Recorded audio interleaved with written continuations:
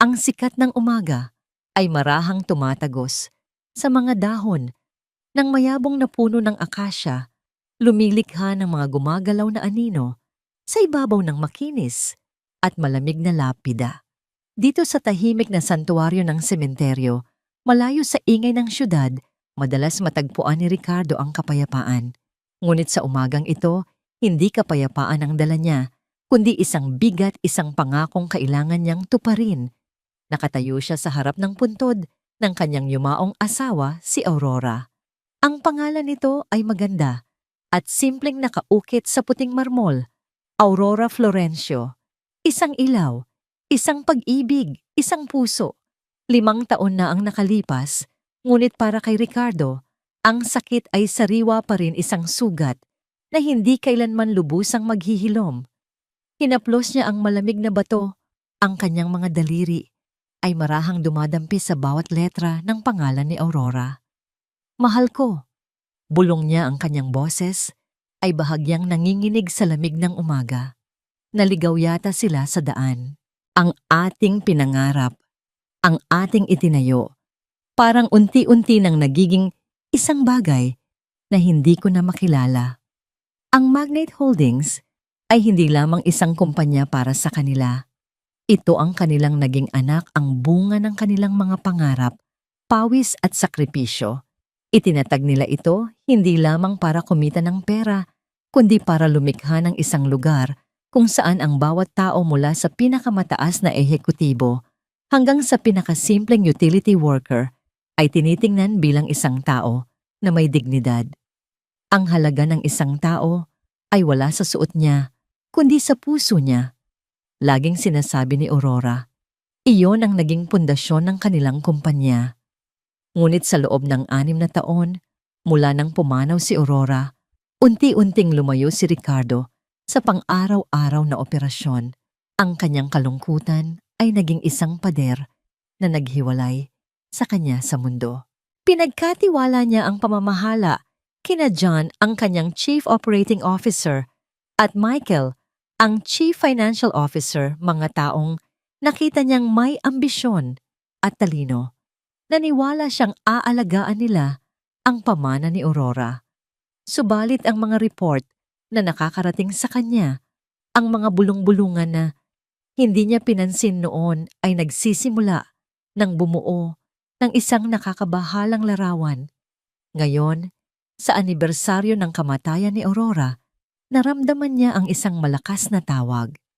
Isang pangangailangang makita mismo ang katotohanan. Babalik ako ngayon, mahal ko, sabi niya sa puntod. Titingnan ko kung ang kaluluwa ng ating pinaghirapan ay naroon pa. Pangako hindi ko hahayaang mamatay ang iyong alaala sa loob ng mga pader na yon. Umalis si Ricardo sa sementeryo na may panibagong determinasyon. Hindi siya nag-abalang umuwi para magbihis.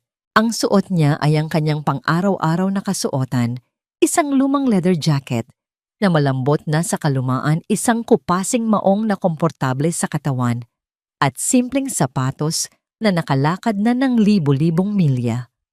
Para sa kanya ang mga damit na ito ay hindi simbolo ng katayuan, kundi ng mga karanasan, mga paalala ng isang buhay na simple bago dumating ang yaman. Ang gusali ng Magnate Holdings ay isang tore ng salamin at bakal na tumutusok sa kalangitan ng Makati, isang monumento ng modernong tagumpay. Ang lobby nito ay parang isang katedral, malawak, malamig at nakasisilaw. Ang sahig ay gawa sa kumikinang na itim na marmol, sumasalamin sa bawat taong dumaraan na parang mga anino sa tubig. Ang mga mamahaling abstract painting ay nakasabit sa mga dingding. Bawat isa ay nagkakahalaga ng higit pa sa taunang sahod ng isang ordinaryong empleyado. Pumasok si Ricardo sa naglalakihang pinto. Ang hangin sa loob ay tila may sariling bigat, isang hangin ng kapangyarihan, ambisyon at pagmamataas. Walang sino mang lumingon sa kanya. Isa lamang siyang di kapansin-pansing figura sa gitna ng mga taong abala sa kanilang mga mahahalagang gawain, mga taong ang bawat hakbang ay may layunin. Lumapit siya sa reception desk, isang mahabang mesa ng salamin, at bakal na binabantayan ng isang kabataang babae. Ang kanyang name tag ay may nakasulat na Bea. Sariwa mula sa kolehiyo at sabik na umakyat sa corporate ladder, si Bea ay sinanay na suriin ang bawat taong dumarating. Natutunan niyang kilalanin ang pagkakaiba ng mga taong importante sa mga umaasa lang. Nang tumingala si Bea, ang una niyang napansin ay ang suot ng lalaking nasa harap niya. Ang lumang jacket, ang kupasing pantalon, ang simpleng sapatos. Walang mamahaling relo, walang makintab na sapatos, walang amoy ng mamahaling pabango. Agad na nagbago ang kanyang ekspresyon mula sa pagiging alerto tungo sa isang profesional, ngunit malamig na pagtatanong. Ano po ang maipaglilingkod ko sa inyo? Tanong niya, ang kanyang tono ay mahusay, ngunit walang bahid ng init. Nandito ako para sa executive team, mahinang sagot ni Ricardo. Ang kanyang boses ay kalmado, hindi nagmamadali, walang anumang pahiwatig ng pagiging importante na karaniwang naririnig niya mula sa mga bisita. May appointment po ba kayo, sir? Tanong ni Bea habang ang kanyang mga daliri ay handa nang mag-type sa keyboard. Wala. Isang bahagyang nangiti ang muntik ng gumuhit sa labi ni Bea, ngunit pinigilan niya ito. Walang appointment. Ganito ang suot. At gustong makipagkita sa mga ehekutibo. Isa na namang ilusyonadong aplikante o nagbebenta ng kung ano-ano isip niya. Nakakita na siya ng marami sa mga ito. Pasensya na po, sir. Sabi niya gamit ang isang ensayadong tono ng pekeng pakikiramay. Ang executive team po ay nasa isang napakahalagang strategic meeting ngayon. Hindi po sila maaaring maistorbo. Binigyan niya ng diin ang mga salitang napakahalaga at strategic meeting para ipamukha sa lalaki kung gaano ito kaimposible.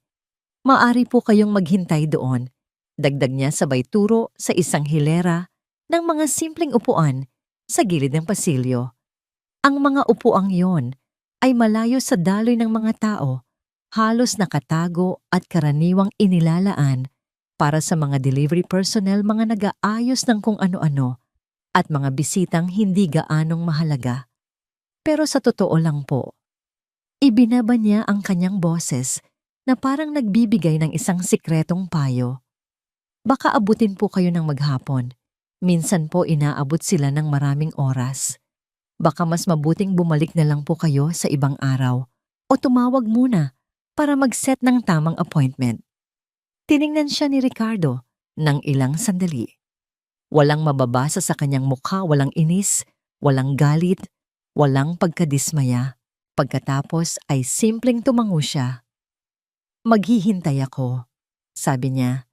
Naglakad siya patungo sa mga upuang itinuro ni Bea at naupo, ipinatong ang kanyang luma at gasgas na leather satchel sa kanyang kandungan. Hindi siya nakipagtalo, hindi siya nagpaliwanag, hindi siya naglabas ng business card o nagbanggit ng pangalan.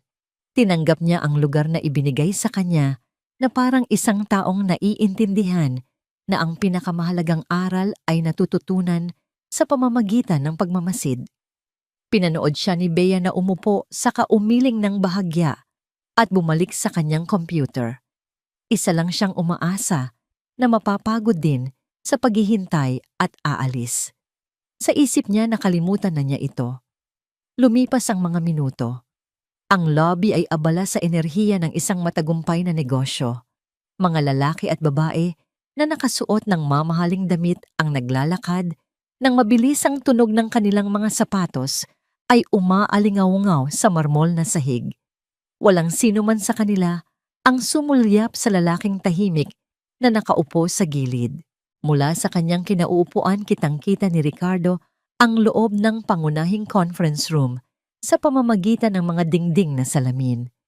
Ang arkitektura ng gusali ay idinisenyo para sa transparency, para sa pagiging bukas, ngunit ang nakikita niya sa loob ay kabaligtaran ng transparency.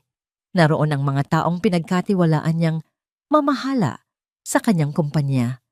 Si John, ang COO, ay komportableng nakasandal sa kanyang mamahaling leather na upuan, parang isang haring nagmamasid sa kanyang kaharian.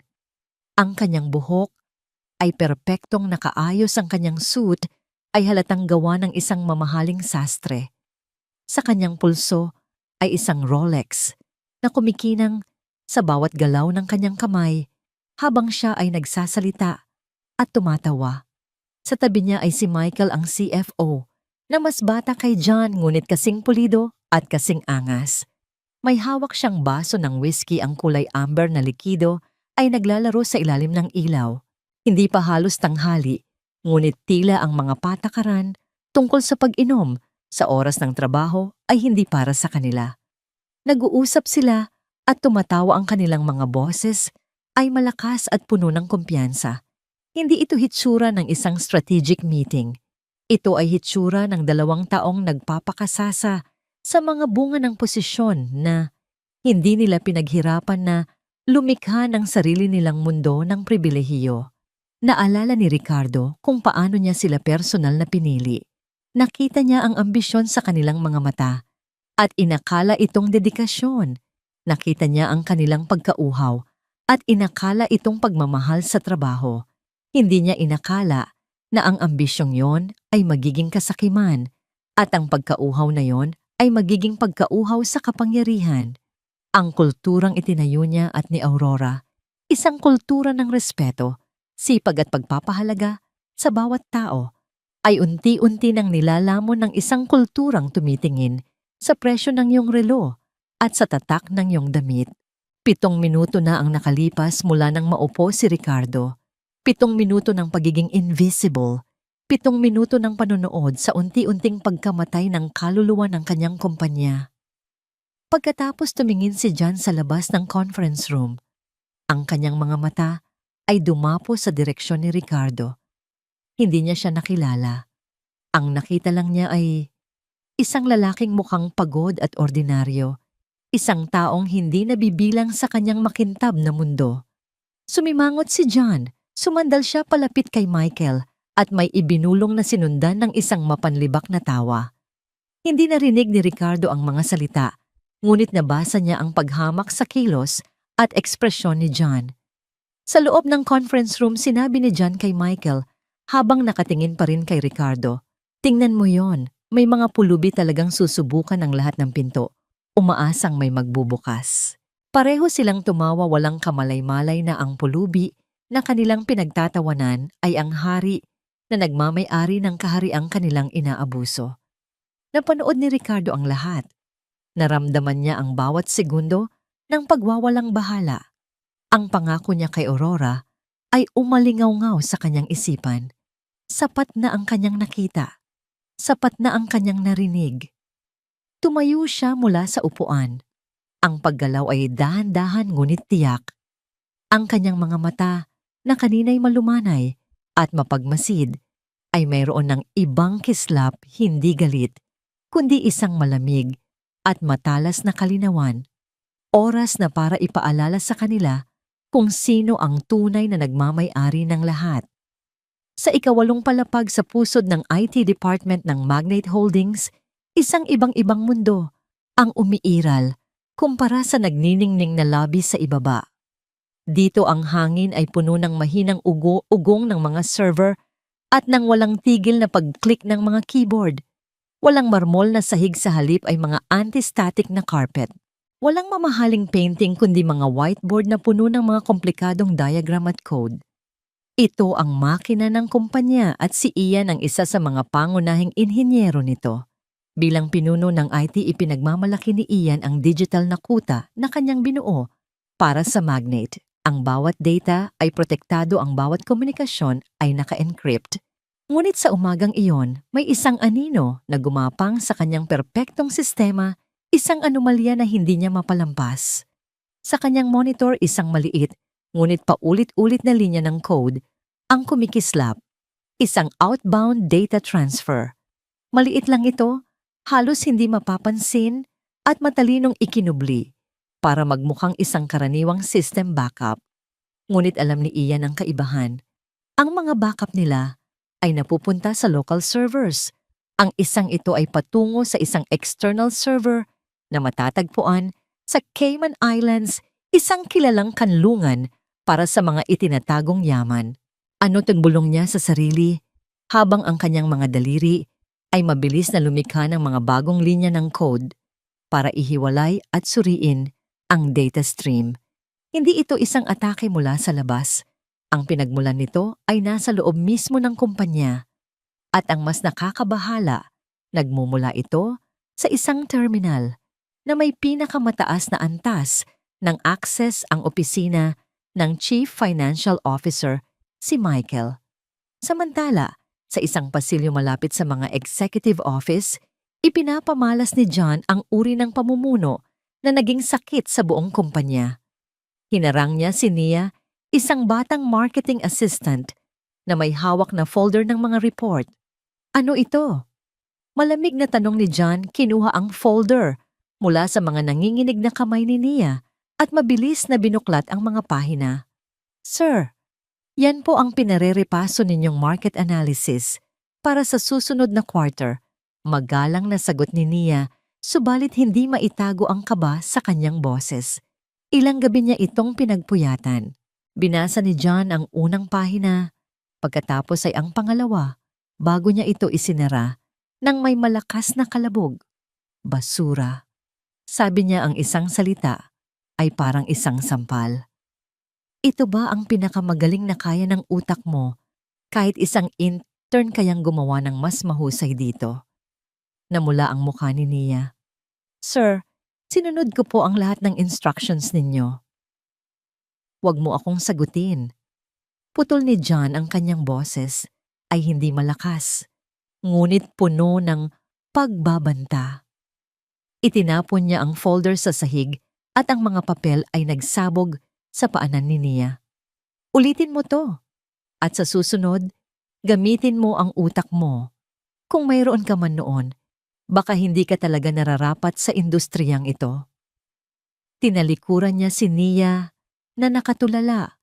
Pinipigilan ang mga luhang nagbabadyang tumulo habang dahan-dahan niyang pinupulot ang mga papel mula sa sahig. Ang pagpapahiyang iyon sa harap ng ilang dumaraang empleyado na nagkunwaring walang nakita ay mas masakit pa sa anumang sigaw. Ito ang kultura ni John, isang kultura ng takot kung saan ang kapangyarihan ay ginagamit para durugin ang mga nasa ibaba. Sa kabilang dako ng gusali sa tahimik at medyo makalumang opisina ng Archives Department, nakaupo si Luz Viminda. Siya ang isa sa mga pinakaunang empleyado ng Magnate, kinuha mismo ni Ricardo at Aurora, noong ang opisina nila ay isang maliit na kwarto lamang na may 2 mesa. Para sa kanya, ang kumpanya ay hindi trabaho, ito ay pamilya. At nasasaksihan niya kung paano unti-unting nilalason ang kanyang pamilya. Nakikita niya ang takot sa mata ng mga mas batang empleyado. Naririnig niya ang kayabangan sa boses nina John at Michael. Nararamdaman niya ang pagkawala ng puso na ipinunla ni Aurora sa bawat sulok ng kumpanya. Sa araw na yon, hindi na niya natiis. Binuksan niya ang kanyang email at nagsimulang mag-type. Ginamit niya ang personal na email address ni Ricardo, isang address na iilan lamang sa mga pinagkakatiwalaan niyang tao ang nakakaalam. Umaasang mababasa pa rin niya ito. Mahal na Ginoong Ricardo. Kumusta po kayo, sana ay nasa mabuti kayong kalagayan. Ako po ito, si Luz Viminda. Nais ko lang pong ipaalam na marami na pong nagbago dito sa Magnate. Ang kulturang itinayo ninyo ni Ma'am Aurora, parang unti-unti na pong nawawala. Natatakot po ako para sa kinabukasan ng kumpanyang ito na itinuring nating lahat na tahanan. Miss na po namin ang gabay ninyo.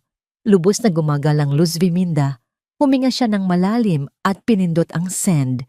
Ngunit ilang segundo lamang ang lumipas, isang pulang mensahe ang lumabas sa kanyang screen, message blocked.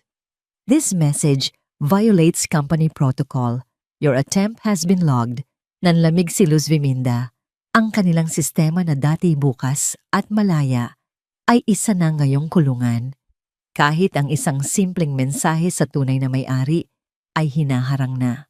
Napatingin siya sa larawan ni Aurora na nakapatong sa kanyang mesa at isang patak ng luha ang pumatak sa kanyang pisngi. Pakiramdam niya ay wala na siyang magawa. Balik sa IT department si Ian ay mas malalim na ang paghuhukay. Gumamit siya ng isang backdoor access na siya lang ang nakakaalam para subukang i-decrypt ang data packet. Habang tumatakbo ang kanyang programa, biglang namatay ang kanyang monitor. Isang itim na screen. Pagkatapos isang linya ng text, ang dahan-dahang lumitaw, nakasulat sa kulay dugong pula. May mga pinto na mas mabuting huwag buksan. Napaatras si Ian sa kanyang upuan, ang kanyang puso ay kumakabog ng mabilis. Hindi ito isang automatikong system warning. Ito ay isang personal na mensahe, isang pagbabanta. Alam ng kung sino man ang nasa likod nito na may nakatingin sa kanila. At alam nila na si Ian ang nakatingin. Sa lobby si Ricardo ay nakatayo na. Ang 7 minuto ng kanyang paghihintay ay tapos na. Sa maikling panahong iyon, nakita niya ang lahat ng kailangan niyang makita. Ang malamig na pagtrato ng receptionist. Ang mga empleyadong naglalakad na parang mga robot na walang kaluluwa. Ang mapanlibak na tawa ni John mula sa loob ng salaming kwarto. 7 minuto. Sapat na yon para hatulan ang 6 na taon ng kanyang pagkawala. Ang kanyang mukha ay kalmado pa rin, ngunit ang kanyang mga mata ay nagliliyab na sa isang malamig na apoy. Ang bigat ng pangako niya kay Aurora ay nasa kanyang mga balikat. Dahan-dahan, ngunit may bigat at katiyakan sa bawat hakbang, nagsimula siyang maglakad. Hindi palayo sa pinto, hindi pabalik sa labas, kundi diretso patungo sa salaming pader ng conference room kung saan ang mga taong umabuso sa kanyang tiwala ay patuloy na nagtatawanan. Walang kamalay-malay na, ang kanilang paghuhukom ay naglalakad na papalapit sa kanilang pinto. Walang katok, walang babala. Ang mabigat na pinto ng conference room ay marahang bumukas, lumilikha ng isang mabagal at sinasadyang tunog na pumutol sa malakas na tawanan sa loob. Ang ingay ay namatay na parang pinatay na kandila. Si John na nakasandal pa sa kanyang upuan at nakabuka ang bibig sa kalagitnaan ng isang biro ay natigilan. Ang kanyang ekspresyon ay mabilis na nagbago mula sa pagiging masaya tungo sa pagkalito at pagkatapos ay sa unang kislap ng galit. Si Michael ay napalingon ng biglaan, ng kanyang baso ng whiskey ay nanatiling hawak sa ere na kalimutan. Ang mga ngiti sa kanilang mga labi ay nagyelo, naging mga maskara ng pagtataka. Tiningnan nila ang lalaking pumasok, ang lalaking may suot na kupas na leather jacket at lumang maong. Ang pulubing kanina lang ay kanilang pinagtawanan. Si John, ang unang nakabawi ang kanyang pagkalito, ay naging purong pagkasuklam. Tumayo siya mula sa kanyang upuan, ang kanyang mukha ay namula sa galit. Sino ang nagpapasok sa'yo dito? Mariing tanong niya, ang kanyang boses ay mababa at puno ng pagbabanta. Ito ay isang pribadong pulong ng mga ehekutibo. Dapat sinasala ng security ang bawat estranghero. Michael, kilala mo ba to? Binalingan niya ang kasama. Si Michael na nakatayo na rin ay pinagmasdan si Ricardo mula ulo hanggang paa na may hindi maitagong pangmamata. Mayroong pamilyar sa muka sa ilalim ng suot nitong bini. Sandali, sabi ni Michael, itinaas ang isang kamay. Kilala ko siya. Isang mapanuyang ngiti ang gumuhit sa gilid ng kanyang labi. Ricardo Florencio, ang tagapagtatag. O dapat bang sabihin ang dating tagapagtatag? Ang pagkilala ay hindi nagdala ng respeto, kundi ng mas matinding pangaalipusta. Kung nandito ka para manghingi ng tulong, Ginoong Florencio, wala kang mapapala dito. Hindi na ito ang kumpanya mo. Umalis ka na bago pa kita ipakaladkad sa gwardiya. Sa lahat ng ito, si Ricardo ay hindi nagsalita. Nakatayo lang siya sa may pintuan, perpektong kalmado. Walang mababasa sa kanyang mukha. Hindi niya ipinagtanggol ang sarili. Hindi siya nangatwiran. Sa halip, ang kanyang mga mata ay nakatuon sa isang bagay. Sa dulo ng mahabang mesa, ang upuan sa kabisera. ang kanyang upuan. Nang hindi pinapansin ng mga banta, nagsimula siyang maglakad. Ang kanyang mga hakbang ay dahan-dahan at tiyak ang bawat yabag ay may bigat sa makintab na sahig. Nilampasan niya ang mga naguguluhang mukha ng mga taong hindi maintindihan ang nangyayari diretso patungo sa upuang iyon. Anong sa tingin mo ang ginagawa mo? Sigaw ni John, muling tumayo. Huminto ka, sabi. Humakbang si Michael para harangan ang daan ni Ricardo. Kailangan mong umalis ngayon din bago ka namin ipaaresto sa salang trespassing. Huminto si Ricardo sa paglalakad. Ilang talampakan na lang ang layo mula sa kabisera ng mesa. Kalmado siyang nakatayo habang pinalilibutan siya ng dalawang nag-aalborotong ehekutibo. Dahan-dahan, sinadya ang bawat galaw. Itinaas niya ang kanyang mga kamay at inalis ang madilim na bini sa kanyang ulo. Nang wala na ang sombrero, ang kanyang mukha ay ganap ng nakita. Ang pamilyar na mga tampok, ang mga matang puno ng talino, ang tahimik na lakas na walang kinalaman sa pisikal na kapangyarihan. Itinupi niya ang bini at isinilid sa bulsa ng kanyang jacket. Pagkatapos kinuha niya mula sa loob ng kanyang luma at gasgas na leather jacket ang isang card, isang identification badge. Mayroon itong litrato, isang pangalan na malinaw na nakasulat at isang designasyon na nangangahulugan ng lahat sa mundo ng korporasyon. Inilapag ni Ricardo ang card sa makintab na mesa at marahan itong itinulak patungo kay John. Tumingin si John dito. Nag-aalangan kinuha niya ito. Ang silid ay naging ganap na tahimik. Ang kanyang mga mata ay mabilis na nagbasa sa card. Ang litrato, ang pangalan, Ricardo Florencio. Ang designasyon may-ari ng mayorya ng shares 53%. Ang kulay ay unti-unting nawala sa mukha ni John. Ang kanyang bibig ay bumuka, ngunit walang tunog na lumabas. Ang kanyang kamay ay nagsimulang manginig. Inagaw ni Michael ang card mula sa nanginginig na mga daliri ni John. Tinitigan niya ito, binasa ang impormasyon ng isang beses, 2 beses, 3 beses na parang hindi makapaniwala. Carmo K. Florencio. Bulong ni Michael, ang kanyang boses ay hungkag. Ang shareholder na kausap lang namin sa email sa loob ng 6 na taon. Ikaw yan. Hindi sumagot si Ricardo. Hindi na kailangan. Naglakad siya sa natitirang distansya patungo sa kabisera ng mesa at dahan-dahang umupo sa upuang idinisenyo para sa kanya. Ang katad ay marahang umirit sa kanyang pag-upo, isang tunog na umalingaw-ngaw sa tahimik na silid na parang pagbagsak ng maso ng isang hukom. Nabawi na niya ang kanyang trono. Ang 2 ehekutibo ay nanatiling nakatayo na parang mga estatwa, ang kanilang mga mukha ay larawan ng unti-unting pagkaunawa at matinding takot. Ang kayabangan ni John ay gumuho at naging purong pagkabigla. Ang kumpiyansa ni Michael ay naglaho na palitan ng takot.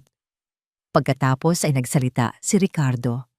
Ang kanyang boses ay hindi malakas. Hindi siya sumigaw o nagalit. Nagsalita siya sa isang kalmado at sinusukat na tono na may mas mabigat na dala kaysa sa anumang sigaw. Tapos na ba kayong magsalita? Tanong niya. Nang walang sumagot, nagpatuloy siya. 6 na taon. 6 na taon kong ipinagkatiwala sa inyo ang kumpanyang ito. At sa loob ng 7 minuto sa pasilyo, ipinakita ninyo sa akin kung paano ninyo ito winasak. Sa wakas natagpuan ni John ang kanyang boses basag at desperado. Ginoong Ricardo, hindi namin alam. Isa itong malaking hindi pagkakaunawaan. Hindi putol ni Ricardo, at kahit na mahina ang kanyang boses, ang salita ay parang isang talim na humiwa sa pagsasalita ni John. Walang hindi pagkakaunawaan dito. Ang nakita ko ay ang katotohanan. Isang kultura kung saan ang halaga ng isang tao ay sinusukat sa presyo ng kanyang damit. Ang pagkabigla sa mukha ni John ay napalitan ng galit na dulot ng pagkakakulong sa isang sulok. Ang takot ay nandoon pa rin, ngunit mas madaling magalit. Ang galit ay parang kapangyarihan, kahit na ang lahat ng kapangyarihan ay kinuha na mula sa iyo. 6 na taon kang wala. Sigaw ni John, ang kanyang boses ay nanginginig sa galit. 6 na taon, kami ang nagpatakbo nito. Kami ang nagpalago nito. Wala kang karapatang bumalik dito at sirain ang lahat dahil lang sa isang maliit na bagay. Sa kanyang pagkasuklam at pagkawala ng kontrol, dinampot ni John ang kanyang baso ng whiskey sa mesa. Sa isang marahas na galaw, inihagis niya ito, hindi kay Ricardo kundi sa pader sa likuran nito. Isang nakabibinging tunog ng nababasag na kristal ang pumuno sa silid. Ang mga piraso nito ay sumabog at kumalat sa sahig na parang mga kumikinang na luha. Ang katahimikan na sumunod ay mas mabigat kaysa dati. Si Ricardo ay hindi kumurap. Hindi siya gumalaw. Hinintay niyang humupa ang alingaw-ngaw ng nabasag na salamin bago siya muling nagsalita. Ang kanyang boses ay kasing lamig ng yelo. Tapos ka na. Nakatitig si John, ang kanyang dibdib ay mabilis na tumataas at bumababa, ang kanyang mukha ay isang maskara ng galit at kawalan ng pag-asa. Salamat sa pagpapakita mo sa akin kung sino ka talaga, mahinahong sabi ni Ricardo. At dahil dyan, ang desisyon ko ay mas naging madali. Tumayo siya ng dahan-dahan. John, Michael, pareho kayong tanggal sa trabaho, agad-agad. Ang mga salita ay binitiwan ng walang emosyon, ngunit ang epekto nito ay parang isang pagsabog. Hindi mo magagawa yan, sigaw ni John.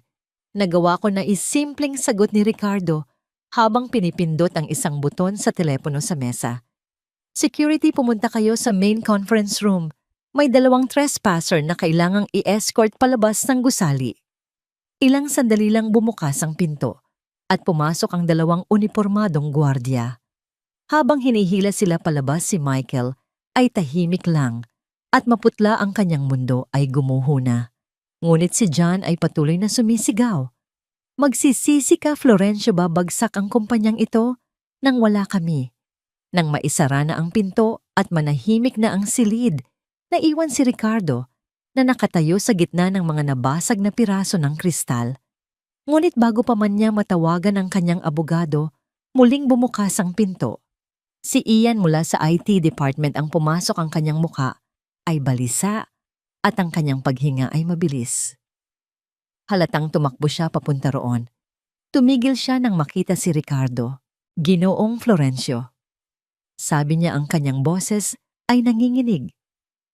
Nakita ko po ang lahat sa security camera. Tapos na ang problema.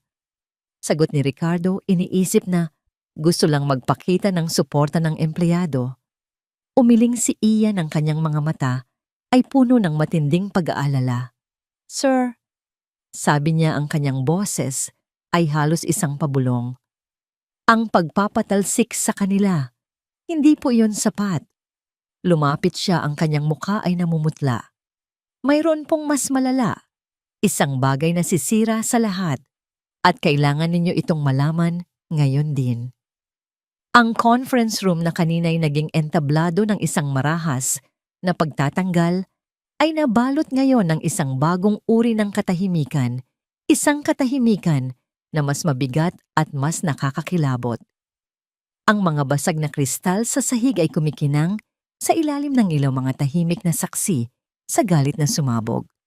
Ngunit ang galit na yon ay tila isang maliit na alon lamang kumpara sa tsunami na paparating.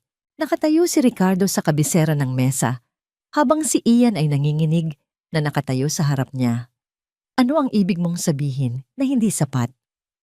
Tanong ni Ricardo, ang kanyang boses ay kalmado, ngunit may diin isang utos na magpaliwanag. Sa halip na sumagot, mabilis na kumilos si Ian.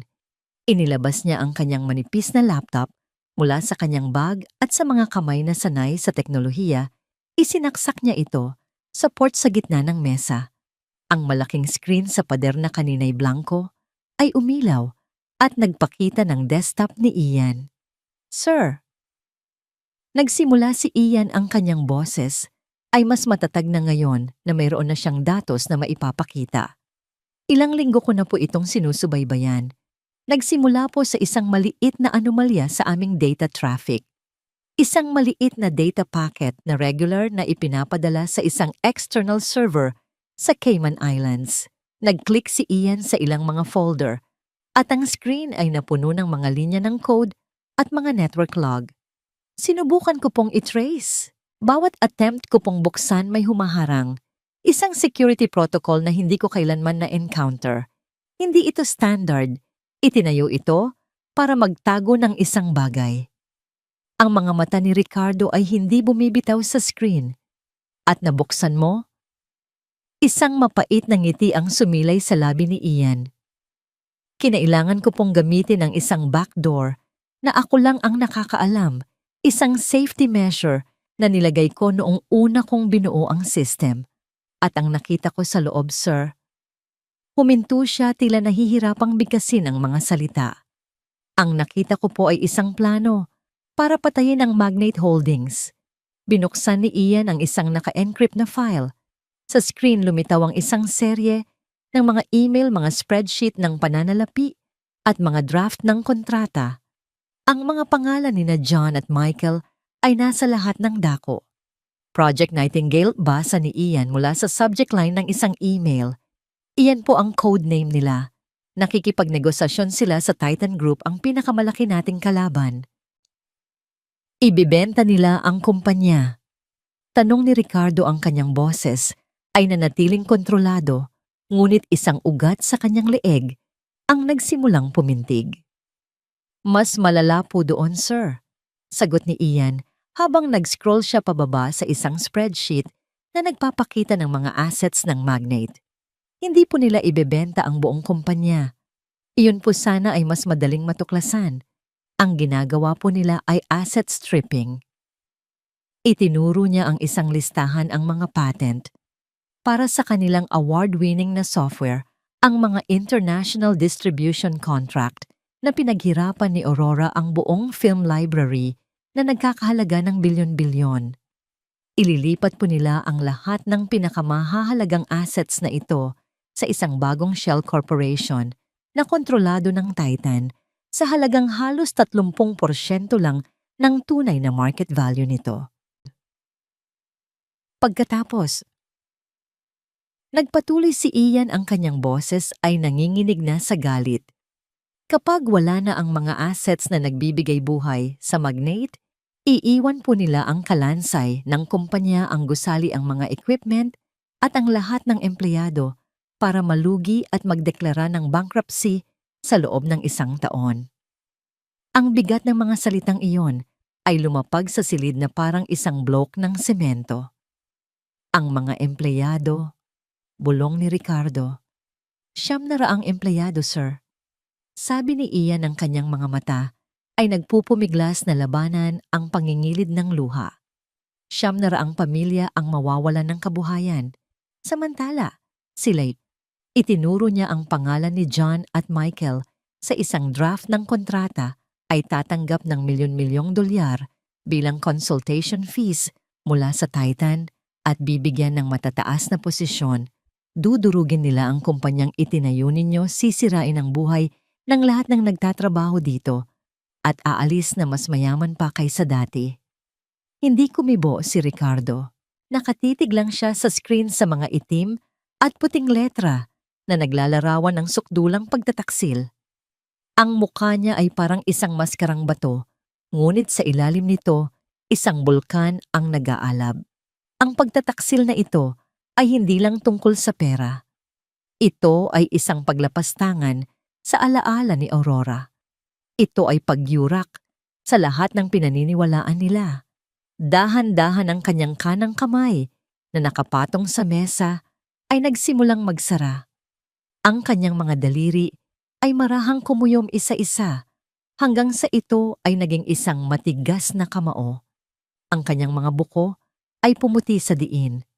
Pagkatapos ibinagsak niya ito sa mesa. Hindi ito isang malakas na kalabog na yumanig sa silid. Ito ay isang mabigat at mapurol na tunog Isang thud na puno ng pigil na galit, mas nakakatakot kaysa sa anumang sigaw. Ito ang tunog ng isang pusong nabasag at ng isang desisyong nabuo. Hindi lang pera ang ninanakaw nila. Sabi ni Ricardo, ang kanyang boses ay isang mapanganib na bulong. Balak nilang patayin ang kaluluwa ng lugar na ito.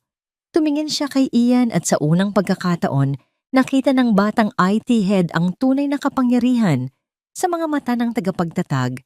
Isang kapangyarihan na kayang magtayo ng isang imperyo at kayang wasakin ang sinumang magtangkang sirain ito. Salamat, Ian, sabi ni Ricardo. Iniligtas mo ang kumpanyang ito. Sa sandaling iyon, ang telepono ni Ricardo na nasa ibabaw ng mesa ay nag-vibrate ang tunog, ay tila isang alarma sa tahimik na silid. Tiningnan niya ito. Isang text message mula sa isang numerong alam niyang pagmamay-ari ni Luz Viminda, ang matapat na pinuno ng archives. Ang mensahe ay maikli at kagyat. Sir, si John po. Nanggugulo sa parking lot. Biglang nagbago ang hangin sa silid. Ang estratehikong galit ni Ricardo ay napalitan ng agarang pangangailangan. Ang problema ay wala na sa digital na mundo ng mga kontrata at email. Ito ay nasa labas na isang buhay at mapanganib na banta. Manatili ka dito, utos ni Ricardo kay Ian. I-secure mo ang lahat ng ebidensyang yan. Huwag mong hayaang mawala. Tumayo si Ricardo, ang kanyang mga galaw ay mabilis at may layunin. Ang lalaking kanina'y mukhang pagod at matanda ay naglaho na. Sa kanyang lugar ay isang leader na kumikilos, isang haring naglalakad patungo sa isang bagong labanan. Nagmamadali siyang lumabas ng conference room, ang kanyang isip ay tumatakbo na. Isang taong desperado at kahiya-hiya tulad ni John ay hindi mahuhulaan ang gagawin. At kailangan niya itong pigilan bago pa may masamang mangyari. Ang sikat ng araw sa parking lot ay matindi at walang awa, lalong nagpapainit sa nagbabagang aspalto at sa mga damdaming nag-aapoy. Para kay John, ang liwanag na ito ay parang isang spotlight na nakatutok sa kanyang kabiguan. Kahiya-hiya siyang ipinalabas ng gusali na wala ng posisyon, ng kapangyarihan, at ng hinaharap na yaman. Sa isang iglap, ang kanyang perpektong mundo ay gumuho at kailangan niya ng mapagbubuntunan. At nakita niya ito sa katauhan ni Nia.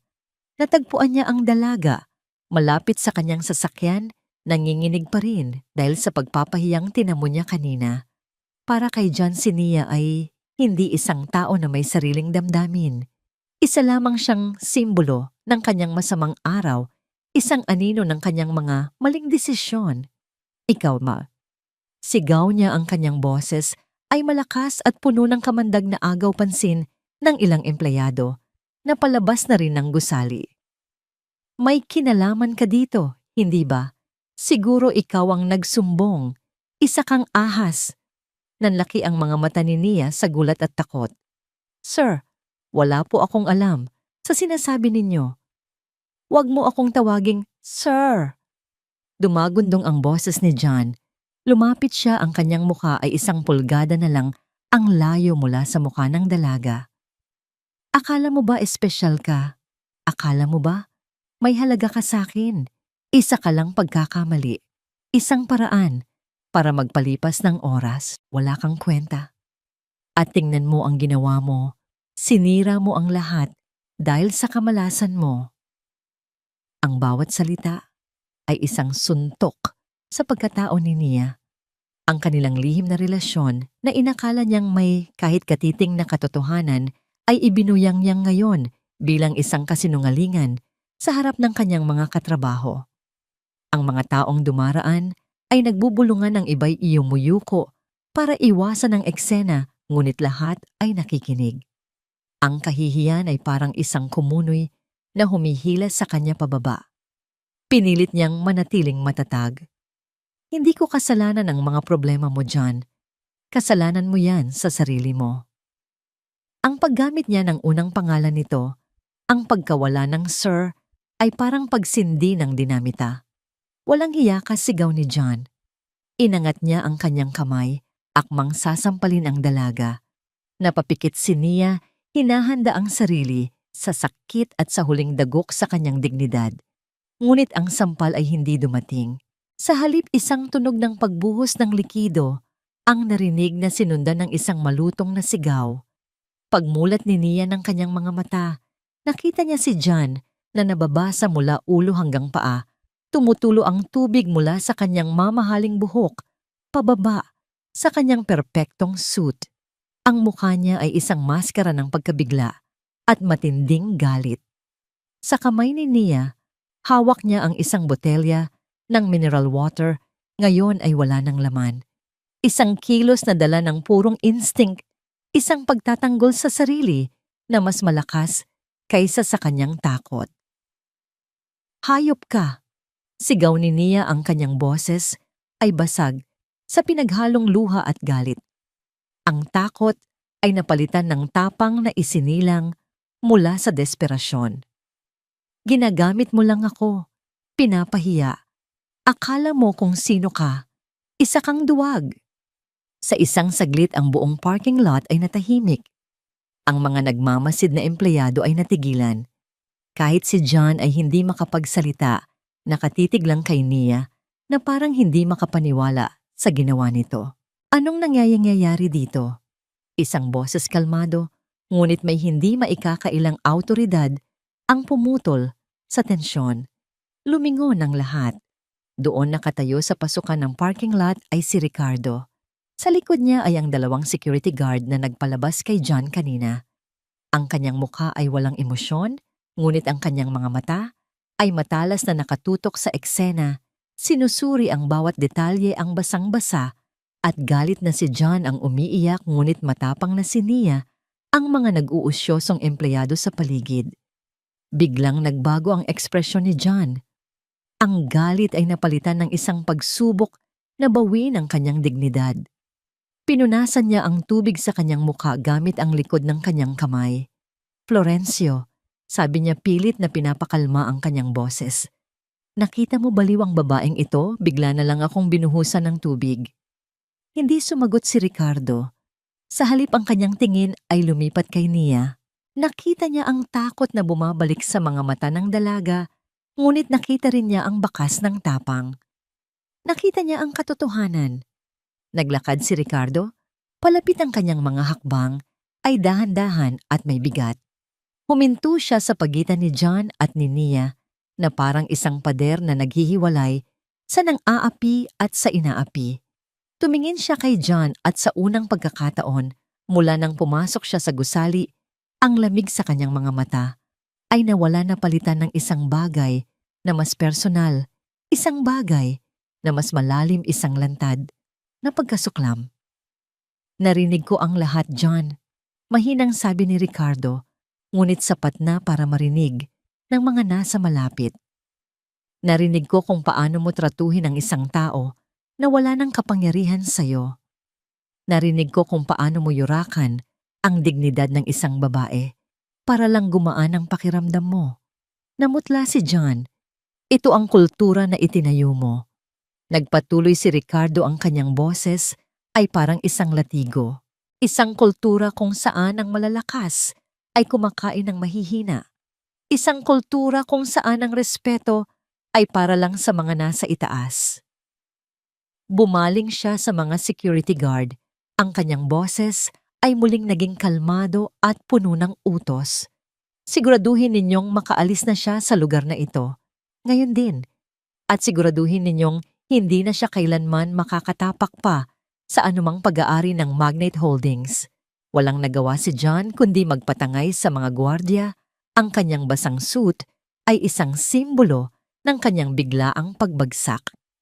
Ang kanyang mga pagbabanta ay naging mga walang saysay na bulong habang siya ay papalayo.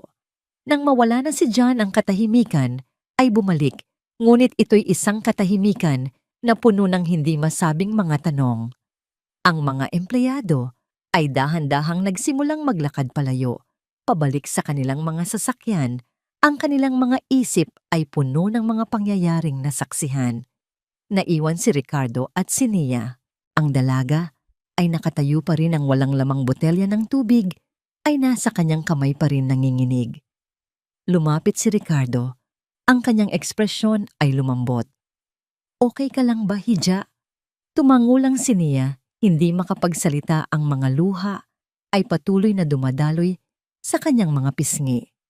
Ang tapang mo, sa ginawa mo, sabi ni Ricardo. Hindi ito isang papuri, kundi isang pagkilala sa katotohanan. Tiningnan ni Ricardo ang dalaga, isang batang empleyado na puno ng potensyal na halos durugin ng isang sistemang bulok. Isa siya sa mga taong ipinangako niyang poprotektahan. Halika. Mahinang sabi ni Ricardo, ang kanyang boses ay may bahid ng kabaitan na matagal nang hindi naririnig sa mga pasilyo ng Magnate.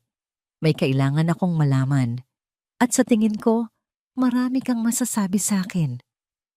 Tumalikod siya at nagsimulang maglakad pabalik sa gusali. Pagkatapos ng ilang sandali ng pag-aalinlangan, sumunod si Nia. Ang kanyang maliliit na hakbang ay isang simbolo ng isang bagong kabanata na hindi niya inaasahang magbubukas. Ang opisina ni Ricardo na hindi niya natapakan sa loob ng 6 na taon ay tila isang lugar na huminto sa oras. Ang mga libro ay nasa parehong ayos sa estante. Ang mabigat na mesang gawa sa Nara ay makintab pa rin at sa ibabaw nito ay nakatayo ang isang larawan ni Ricardo at Aurora, nakangiti noong mas bata pa sila at puno ng pangarap. Ang hangin sa loob ay amoy ng lumang papel at nakasarang alaala. Sa malambot na upuan sa harap ng mesa, nakaupo si Nia. Ang kanyang mga kamay ay magkadaop sa kanyang kandungan. Katabi niya si Luz Viminda na ipinatawag ni Ricardo para magbigay ng suporta sa dalaga. Ang matandang babae ay tahimik na hinahaplos ang likod ni Nia, isang kilos ng ina na nagbibigay ng lakas. Sabihin mo sa akin ang lahat. Sabi ni Ricardo, ang kanyang boses ay mahinahon at hindi nagmamadali. Umupo siya hindi sa kanyang malaking upuan sa likod ng mesa, kundi sa isang mas maliit na upuan sa tabi nila para maging kapantay nila. Sa una nag-aalangan si Nia. Ngunit sa ilalim ng matiyagang tingin ni Ricardo at sa mainit na haplos ni Luz Viminda, unti-unting lumabas ang kanyang kwento. Ikinuwento niya ang tungkol sa mga pangako ni John, ang pag-asa na ibinigay nito sa kanya para sa isang promosyon, ang takot na pumigil sa kanya na tumanggi at ang unti-unting pagdudurog sa kanyang kumpiyansa sa bawat pagpapahiya at pagmamaliit na ginawa nito sa kanya sa tuwing sila lang dalawa. Hindi lang po ako, sir. Sabi ni Nia, ang kanyang boses ay nanginginig pa rin. Marami po sa aming mga mas batang empleyado, lalo na po ang mga babae. Ganoon po ang sistema niya. Puno ng paboritismo. Kung hindi ka niya gusto o kung hindi ka susunod sa gusto niya, sisirain niya ang karir mo. Tumango si Luz Viminda, pinapatotohanan ang sinabi ng dalaga. Totoo po, Ginong Ricardo. Ang Magnate ay naging isang kaharian niya. Ang mga taong tapat at masisipag ay hindi napapansin. Ang mga sip-sip at sunod-sunuran sa kanya ang umaangat. Nawala na po ang puso sa lugar na ito. Puro takot na lang po at politika. Habang nakikinig si Ricardo, ang kanyang muka ay nanatiling kalmado, ngunit ang kanyang mga mata ay nagdidilim. Bawat salita na binitiwan ni Nia at Luz Viminda ay isang karayom na tumutusok sa kanyang konsensya. Ito ang resulta ng kanyang pag-iwan. Ito ang cancer na lumaki sa kanyang pagkawala. Hindi lang ito tungkol sa isang masamang plano para ibenta ang kumpanya.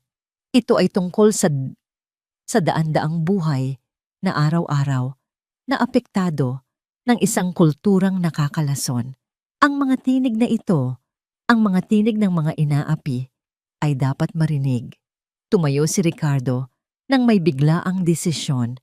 Luz Viminda. Sabi niya, ang kanyang boses ay puno na ngayon ng bakal na determinasyon. Tawagan mo ang lahat ng department heads. Sabihin mong magkaroon ng isang all-hands meeting sa main atrium sa loob ng 15 minuto. Mandatory. Walang excuse. Nanlaki ang mga mata ni Luz Viminda.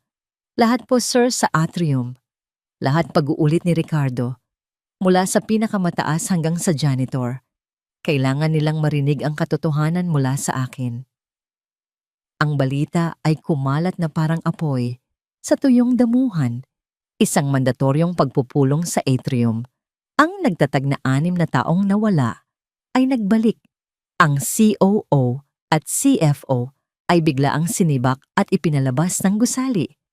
Ang mga bulong-bulungan ay lumipad sa bawat cubicle at opisina. Mayroon bang malawakang tanggalan ibinebenta na ba ang kumpanya? Ang takot at kawalan ng katiyakan ay kumalat na parang isang virus, mas mabilis pa sa email memo ni Luz Viminda. Sa loob ng 15 minuto, ang malawak at karaniwang tahimik na main atrium ay napuno ng daan-daang empleyado. Nakatayo sila sa ground floor siksikan. Ang iba ay nakadungaw mula sa mga balkonahe ng bawat palapag. Ang kanilang mga muka ay puno ng pag-aalala at kuryosidad. Ang mahinang ugong ng kanilang mga bulungan ay lumikha ng isang tensyon na halos mahahawakan. Pagkatapos tumigil ang lahat ng bulungan, mula sa isang pasilyo lumabas si Ricardo. Hindi siya umakyat sa isang entablado o tumayo sa likod ng isang podium. Wala siyang hawak na mikropono. Suot pa rin niya ang kanyang lumang leather jacket, kupas na maong at simpleng sapatos. Naglakad siya diretso sa gitna ng atrium sa isang bakanteng espasyo sa sahig at huminto. Pinalibutan siya ng mga taong kanyang aanunsyuhan. Ang kanilang mga mata ay nakatutok lahat sa kanya. Sa katahimikan, ang tanging maririnig ay ang mahinang ugong ng air conditioning system. Tiningnan niya ang mga mukha sa paligid niya. Nakita niya ang takot, ang pag-aalala, ang pag-asa, ang pagdududa. Tiningnan niya sila hindi bilang mga empleyado, kundi bilang mga taong ipinagkatiwala sa kanya ang kanilang mga kabuhayan. Huminga siya ng malalim. Magandang hapon sa inyong lahat. Nagsimula siya, ang kanyang natural na boses ay malinaw at malakas, umaalingaw-ngaw sa bukas na espasyo nang hindi nangangailangan ng teknolohiya. Ako si Ricardo Florencio at alam kong marami kayong mga tanong. Naglakad siya ng ilang hakbang dahan paikot para harapin ang iba't ibang seksyon ng mga tao. Marahil ay narinig ninyo na sina John at Michael ay hindi na bahagi ng kumpanyang ito. Totoo iyon. Isang alon ng bulungan ang dumaan sa mga tao, ngunit agad itong humupa. Ngunit hindi sila tinanggal dahil sa isang hindi pagkakaunawaan. Tinanggal sila dahil sa kanilang ginawa at sa kanilang binabalak na gawin. Ngayong umaga, nagpatuloy siya, ang kanyang boses ay naging mas personal. Pumasok ako sa gusaling ito na parang isang estranghero. Tiningnan ako mula ulo hanggang paa at hinusgahan base sa aking suot. Pinaghintay ako sa isang upuan para sa mga delivery boy. At nang pumasok ako sa conference room, ininsulto ako at pinagbantaang ipatatawag ang gwardiya. Tumingin siya sa mga mata ng mga nasa harapan niya. Hindi ko ito ikinukwento para kaawaan ninyo ako. Ikinukwento ko ito dahil ang nangyari sa akin ay isang sintomas. Isang sintomas ng isang sakit na kumalat sa loob ng kumpanyang ito habang ako ay wala. Isang sakit na nagsasabing ang halaga mo ay depende sa tatak ng iyong damit, sa presyo ng iyong relo, o sa taas ng iyong posisyon. Huminto siya, hinahayaan ang mga salita na tumagos sa isipan ng bawat isa. Ngunit ang pagtrato nila sa akin, sabi niya, ang kanyang boses ay bumaba, nagbabadya ng isang mas mabigat na revelation, ay hindi ang pinakamasamang bagay na kanilang ginawa. Tumingin siya sa mga nakadungaw mula sa pinakamataas na palapag, pagkatapos ay sa mga nasa tabi niya. Ang lahat ay nakikinig. Nang may matinding atensyon, ang kanilang mga hininga ay halos pigil. Ang mas masama pa, sabi ni Ricardo, ang kanyang boses ay tumaas ng may bigat ng katotohanan, ay ang kanilang plano na ipagkanulo kayong lahat. Sa sandaling iyon, ang atrium ay naging napakatahimik na maririnig mo ang pagbagsak ng isang karayom. Sina John at Michael ay may lihim na kasunduan na ibenta ang lahat ng mahahalagang pag-aari ng Magnet Holdings sa ating kakumpetensya. Pagbubunyag niya, ang kanilang plano ay kunin ang milyon-milyong kickback at pagkatapos ay iwan ang kumpanyang ito na walang laman, walang kaluluwa para magdeklara ng pagkalugi. Isang kolektibong singhap ng pagkagulat ang umalingaw-ngaw sa buong atrium. Ang mga mukha na kanina'y puno ng pag-aalala ay napalitan ngayon ng hindi makapaniwalang takot. Ang kanilang plano, pagtatapos ni Ricardo ang kanyang mga salita, ay parang isang martilyo na pumupukpok sa huling pako. Ay ang iwan kayong lahat 900 sa inyo na walang trabaho. Ang balita ay bumagsak sa atrium na parang isang bomba.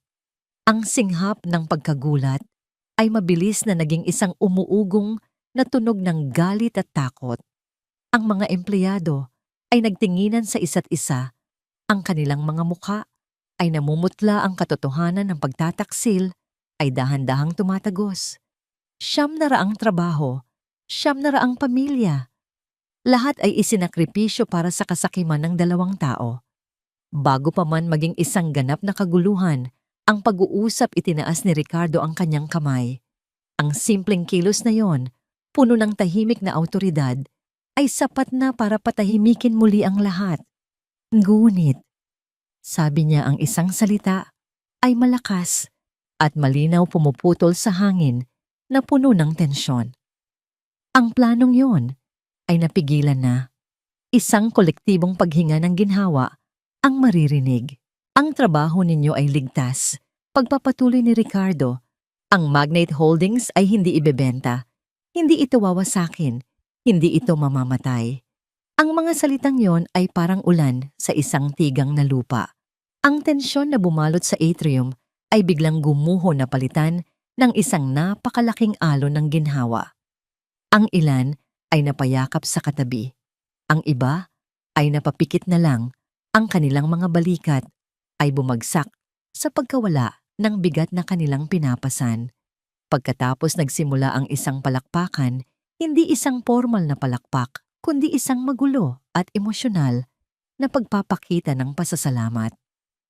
Hinintay ni Ricardo na humupa ito.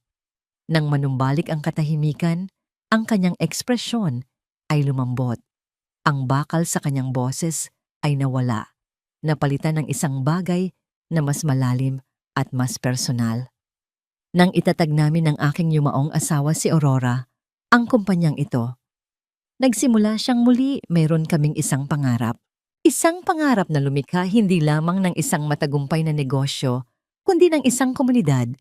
Isang lugar kung saan ang bawat tao ay may halaga, kung saan ang mga ideya ay mas mahalaga kaysa sa mga titulo. Si Aurora ay laging naniniwala na ang pinakamahuhusay na ideya ay hindi nagmumula sa boardroom. Nagmumula ito sa mga taong nasa frontline, ang assistant, na nakakakita ng mas mahusay na paraan para ayusin ang schedule, ang security guard na may suhestiyon para mapabuti ang kaligtasan, ng janitor na nakakapansin ng isang maliit na sira bago pa ito lumaki. Ang prinsipyong yan ay nawala. Sabi niya, ang kanyang boses ay may bahid ng kalungkutan. Nakalimutan. At iyon ang aking kasalanan. Hinayaan kong mangyari iyon. Ang pag-amin na iyon, isang sandali ng kahinaan mula sa pinakamakapangyarihang tao sa silid, ay lalong nagpalapit sa puso ng mga empleyado sa kanya. Ngunit ngayon, babawiin natin ito. Sabi niya, ang kanyang boses ay muling tumatag. Magsisimula tayo ngayon. Mula sa araw na ito, magkakaroon tayo ng polisiya ng bukas na pinto. Ang bawat ideya mula sa anumang antas ay pakikinggan. Ang bawat kontribusyon ay kikilalanin. Ang bawat tao ay rerespetuhin. Tumingin siya sa isang sulok malapit sa isa sa mga malaking haligi ng atrium kung saan tahimik na nakatayo si Ian. Ang planong wawasak sana sa ating lahat ay hindi ko natuklasan ng mag-isa. Sabi ni Ricardo. Natuklasan ito ng isang tao na may tapang na magtanong, Isang tao na may integridad na hanapin ang katotohanan kahit na ito ay mapanganib. Iyan, tawag ni Ricardo. Halika dito. Nag-aalangan si Ian ay lumakad mula sa pagkakatago. Sa anino, patungo sa gitna ang kanyang mukha ay namumula sa biglaang atensyon. Ipinatong ni Ricardo ang kanyang kamay sa balikat ng binata. Si Ian ang nagligtas sa ating lahat. Ipinagsapalaran niya ang kanyang trabaho para protektahan ang trabaho ninyo. Ito ang uri ng katapangan at integridad na dapat nating parangalan. Tumingin si Ricardo sa daan-daang mukha sa paligid nila. Mula ngayon si Ian ang ating bagong Chief Technology Officer. Isang malakas na palakpakan at sigawan ang sumabog lalo na mula sa mga kasamahan ni Ian sa IT Department. Ito ay isang palakpak na may kasamang pag-asa, isang patunay na sa bagong magnate, ang integridad ay tunay na gagantimpalaan. At hindi lang iyan, patuloy ni Ricardo nang humupa ang palakpakan. Ang halaga ninyo ay hindi masusukat sa damit na inyong suot, kundi sa integridad ng inyong puso at sa kalidad ng inyong trabaho. Simula bukas, deklara niya, wala nang mahigpit na dress code sa Magnate Holdings. Magsuot kayo ng damit kung saan kayo komportable, kung saan kayo makakapagtrabaho ng mahusay. Ang gusto kong makita ay hindi ang inyong mga mamahaling damit, kundi ang inyong mga nagniningning na ideya. Isang alo ng tuwa at pagtataka ang dumaan sa mga empleyado. Isa itong maliit na bagay, ngunit ang simbolo nito ay napakalaki. Ito na ang bagong simula. Sabi ni Ricardo, ang kanyang boses ay puno ng init at sinseridad.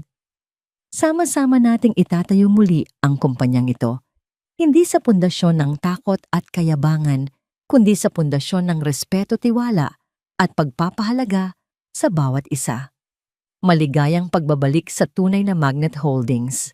Ang huling mga salita niya ay sinalubong ng isang dumadagundong na palakpakan na yumanig sa buong atrium. Ito ay isang palakpak hindi lang ng ginhawa, kundi ng panibagong lakas at inspirasyon.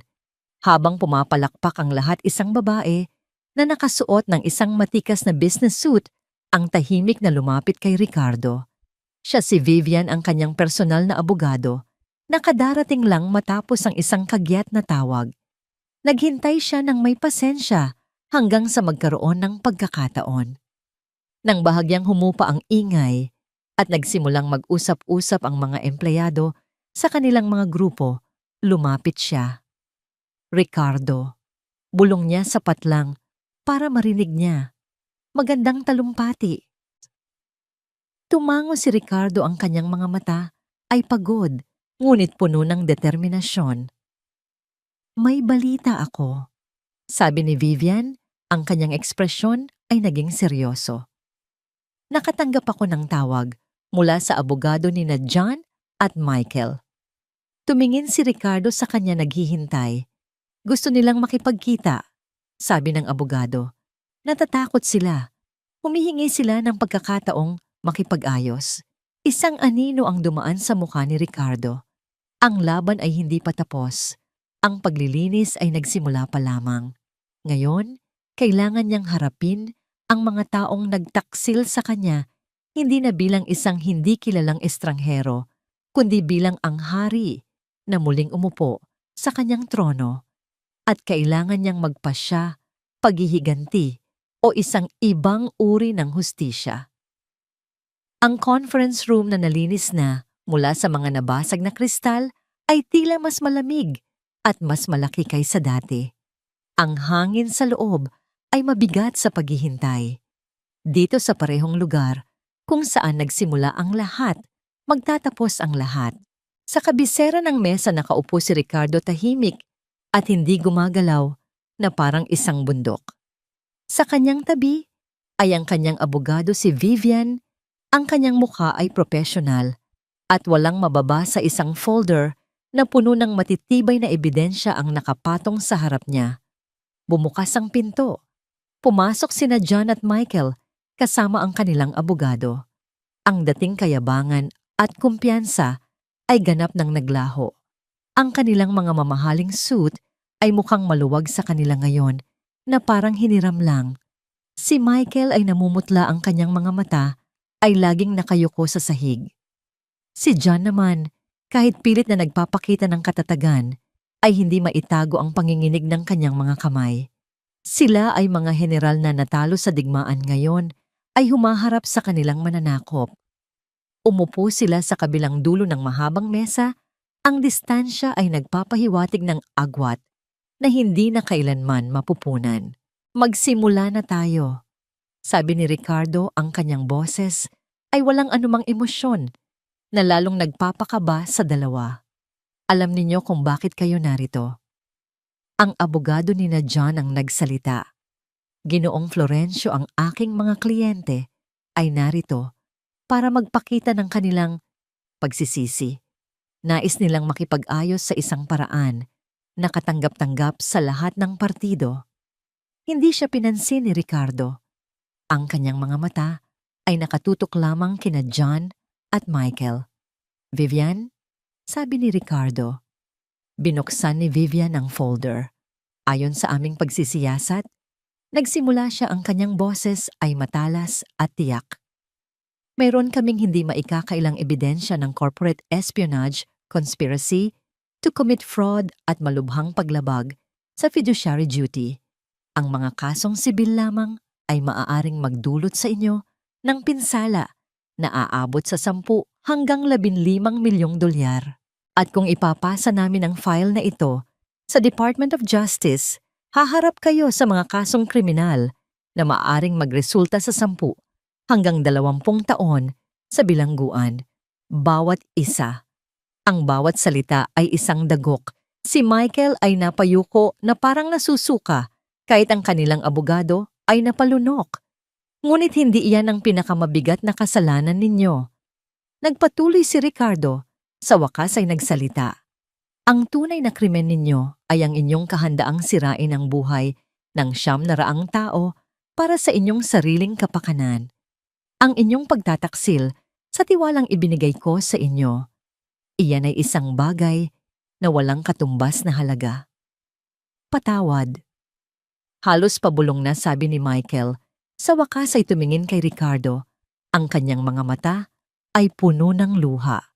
Patawad po, sir. Si John sa kabilang dako ay nanatiling tahimik, ang kanyang mukha ay isang maskara ng naghahalong galit at kahihiyan. Itinulak ni Ricardo ang isang dokumento sa gitna ng mesa. Isang pahina lang ito, isang kasunduan, sabi niya. Pirmahan ninyo ito at hindi kami magsasampa ng anumang kaso. Hindi ko kayo ipapakulong. Isang kislap ng pag-asa ang sumilay sa mga mata ni na Michael at ng kanilang abogado. Dahan-dahang inabot ni John ang papel. Binasa niya ito. Ang kanyang mukha ay dumaan sa iba't ibang emosyon, pagkalito, hindi paniniwala at pagkatapos. Matinding galit. Ano to? Sigaw niya, itinapon ang papel sa mesa. Isa itong kalokohan, isang pagpapahiya. Ang kasunduan ay hindi humihingi ng pera para sa kumpanya. Sa halip may 3 kondisyon ito. Isang pampublikong paghingi ng tawad sa lahat ng empleyado. 2, ang pagbibigay ng 2.5 milyong dolyar mula sa kanilang mga personal na yaman para magtatag ng isang scholarship fund para sa mga anak ng mga empleyado ng magnate. 3, ang pagsasagawa ng 200 oras ng community service, particular sa mga soup kitchen at mga shelter para sa mga walang tirahan. Gusto mo kaming gawing katatawanan? Sabi ni John, tumayo. Mas gugustuhin ko pang makipaglaban sa korte kaysa gawin ang mga kabaliwang ito. Sa tingin mo, kung sino ka Diyos na nagpaparusa sa mga makasalanan? Ang kapal ng hangin sa silid ay halos masaksak. Tumayo rin si Ricardo. Dahan-dahan. Ang kanyang mukha ay kalmado, ngunit ang kanyang mga mata ay nagliliyab. Naglakad siya paikot sa mesa, ang kanyang mga hakbang ay mabagal at sinadya hanggang sa huminto siya sa mismong harap ni John. Mas matangkad si John, ngunit sa sandaling iyon, mukha siyang maliit Sa harap ng tahimik na galit ni Ricardo, Diyos, ulit ni Ricardo, ang kanyang boses ay isang mapanganib na bulong. Hindi, isa lang akong tao na binigyan mo ng dahilan para alalahanin kung ano ang tunay na mahalaga. At pagkatapos sa isang kilos na napakabilis at hindi inaasahan, itinaas ni Ricardo ang kanyang kamay. Pak! Isang malutong at malakas na sampal ang dumapo sa pisngi ni John. Ang tunog ay umalingaw-ngaw sa tahimik na silid na parang isang putok ng baril. Napatulala ang lahat. Si Michael ay napasinghap. Ang mga abogado ay natigilan. Si John ay napaatras ng isang hakbang, hawak ang kanyang namumulang pisngi. Ang kanyang mga mata ay nanlalaki sa hindi paniniwala. Ang sakit ay hindi lamang pisikal. Ito ang huling dagok sa kanyang nawasak na ego. Ang sampal na yan. Sabi ni Ricardo, ang kanyang boses ay matatag at walang bahid ng pagsisisi, ay hindi mula sa akin. Tumingin siya sa mga mata ni John at ang bawat salita ay tumagos na parang isang kutsilyo. Iyan ay para sa 900 tao na balak mong itapon sa lansangan. Para sa bawat empleyado na iyong minaliit at pinaglaruan. Para sa bawat pangarap na handa mong wasakin. At para sa alaala ng asawa ko na ang pangalan ay dinungisan mo sa iyong kasakiman. Huminga siya ng malalim. Ngayon pumili ka. Ang kasunduang yan o ang bilangguan. Bibigyan kita ng 1 minuto. Umupo si Ricardo pabalik sa kanyang upuan na parang walang nangyari. Iniwan si John na nakatayo, nanginginig. Ang marka ng kanyang mga daliri ay malinaw na nakabakat sa pisngi nito. Ang 1 minuto ay parang isang kawalang hanggan. Si Michael ay nakatitig sa kanyang kaibigan. Ang kanyang mukha ay isang apela.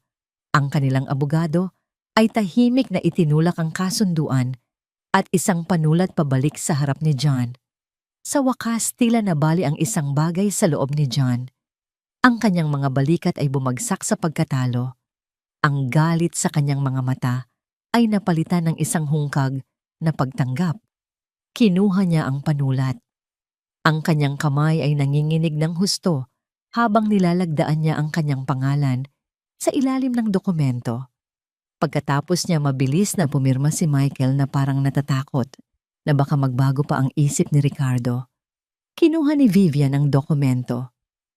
Tapos na tayo dito, sabi niya. Tumayo ang grupo ni na John na parang mga zombie.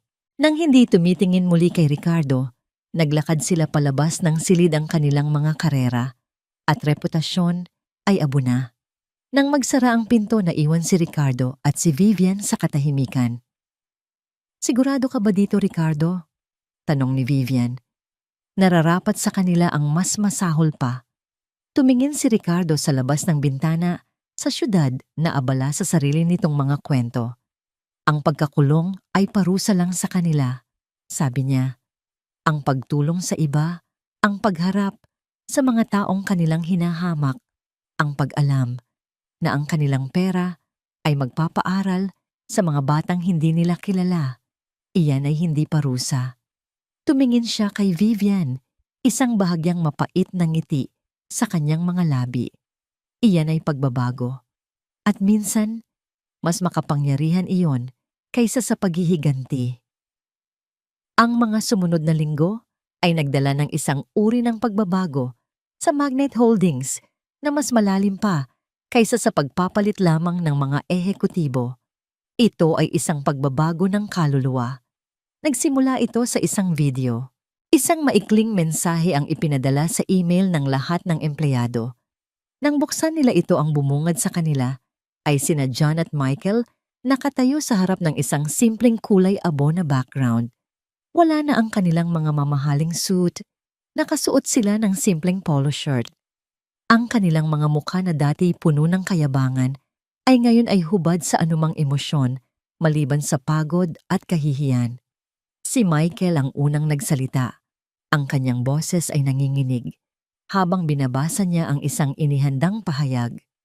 Sa lahat ng empleyado ng Magnate Holdings, ako ay humihingi ng isang taos-pusong paumanhin. Nagkamali ako. Ang aking mga aksyon ay dulot ng kasakiman at pansariling interes at inilagay ko sa panganib ang inyong mga kabuhayan. Walang sapat na salita para ipahayag ang aking pagsisisi. Sumunod si John. Ang kanyang pisngi ay hindi na namumula, ngunit ang alaala ng sampal ay tila nakaukit pa rin sa kanyang pagkatao. Ang kanyang boses ay hindi na nag-uutos, kundi mababa at halos walang buhay. Ako rin ay humihingi ng tawad. Ang aking pamumuno ay naging mapang-abuso at hindi makatarungan. Bigo akong bigyan kayo ng respeto na nararapat sa inyo hindi bilang mga empleyado, kundi bilang mga tao. Walang dahilan sa aking mga ginawa at tinatanggap ko ang lahat ng kahihinatnan. Ang video ay simple, walang drama, ngunit ang epekto nito ay malakas. Ito ang opisyal na pagsasara ng isang madilim na kabanata. Ito ang pag-amin ng pagkakasala. Ang ikalawang yugto ng kanilang pagbabayad sala ay hindi nakikita ng karamihan, ngunit ang epekto nito ay mararamdaman sa mga darating na taon. Isang anunsyo ang ginawa tungkol sa pagtatatag ng Aurora Florencio Scholarship Fund na pinunduhan ng isang anonymong donasyon na nagkakahalaga ng $2.5 milyong.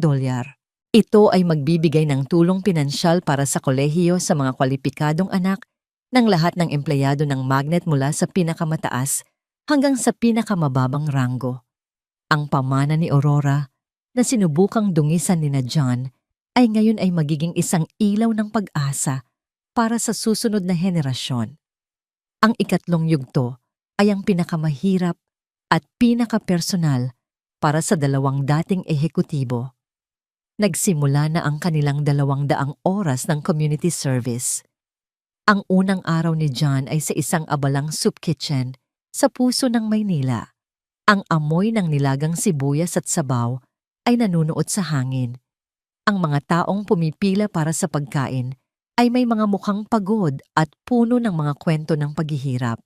Dati ang mga taong ito ay hindi man lang niya titingnan. Sila ay mga anino lamang sa bintana ng kanyang mamahaling sasakyan. Ngayon, inabutan siya ng isang apron at isang sandok.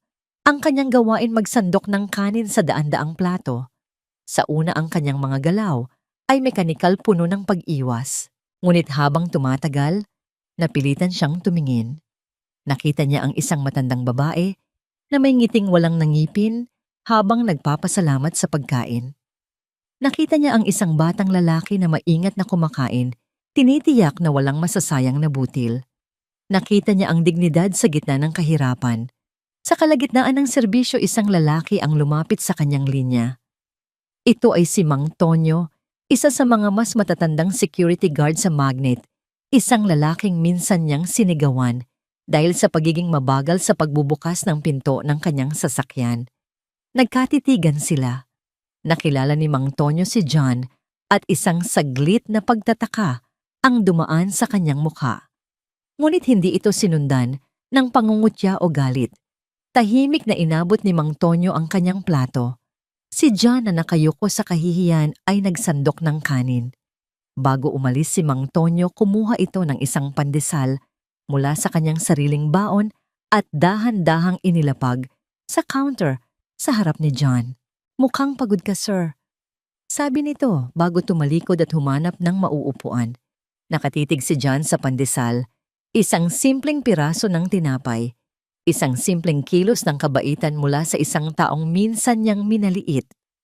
Sa sandaling iyon, sa gitna ng ingay at amoy ng kusina, isang bagay sa loob ni John ang nagsimulang mabasag.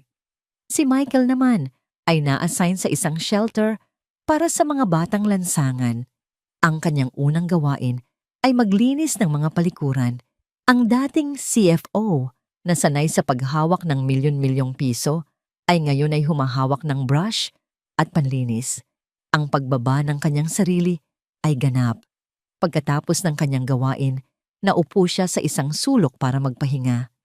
Isang batang babae, marahil mga 7 taong gulang ang lumapit sa kanya. May hawak na isang gulagulanit na libro. "Kuya, marunong ka bang magbasa?" yung tanong nito. Tumango si Michael, hindi makapagsalita. Pakibasa mo naman para sa akin.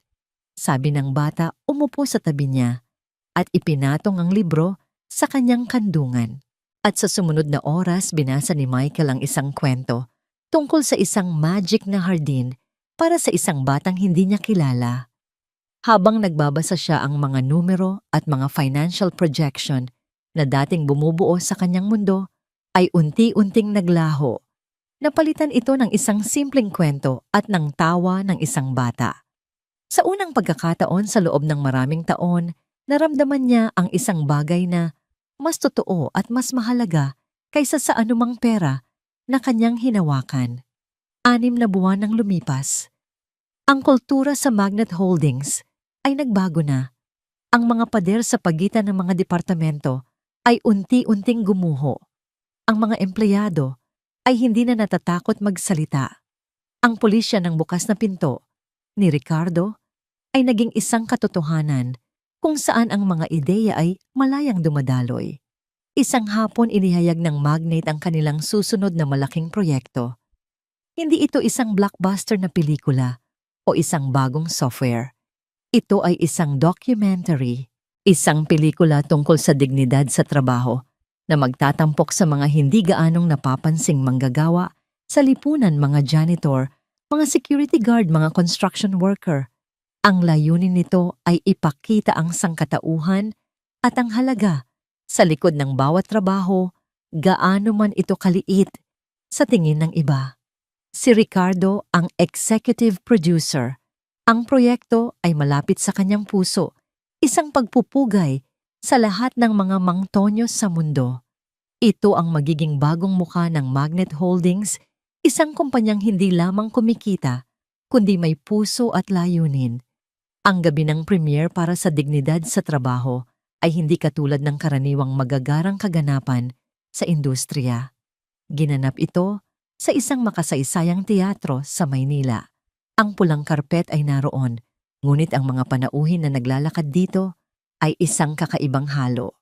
Sa tabi ng mga makapangyarihang mamumuhunan na nakasuot ng mga designer suit at mga kilalang kritiko, ay naroon din ang mga bituin ng pelikula. Si Mang Tonyo ang security guard, si Aling Nita ang janitor mula sa isang pampublikong paaralan, at si Kuya Boy, isang construction worker. Nakasuot sila ng kanilang pinakamahusay na damit, ang kanilang mga mukha ay pinaghalong kaba at pagmamalaki. Sa loob ng teatro ang mga hanay ng upuan ay hindi pinaghiwalay ayon sa katayuan. Ang mga ehekutibo ng Magnate ay nakaupo sa tabi ng mga maintenance staff. Ang mga intern ay nakikipagkwentuhan sa mga department head. Ito ang pangarap ni Aurora na naging totoo, isang komunidad kung saan ang lahat ay pantay-pantay. Ang pelikula ay simple, tahimik, ngunit napakalakas. Ipinakita nito ang araw-araw na buhay ng mga karaniwang manggagawa, ang kanilang mga pangarap, ang kanilang mga pagsubok, at ang hindi nakikitang dignidad sa kanilang mga gawain. Walang nagsalita sa loob ng sinehan, ngunit maraming mga luha ang tahimik na pumatak. Nang matapos ang pelikula at lumabas ang mga credit, ang katahimikan ay sinundan ng isang dumadagundong na palakpakan. Ang mga tao ay tumayo hindi para sa mga direktor o producer, kundi para kina Mang Tonyo at sa iba pang mga manggagawa na naroon na ngayon ay nakatayo sa entablado sa ilalim ng maliwanag na ilaw na nagpapasalamat ng may pagpapakumbaba. Sa gitna ng entablado nagsalita si Ricardo, hindi bilang isang makapangyarihang CEO, kundi bilang isang tagapagsalaysay. Ang pamana ay hindi sinusukat sa mga gusali na ating itinayo o sa perang ating naipon. Sabi niya, ang kanyang boses ay malinaw at puno ng damdamin.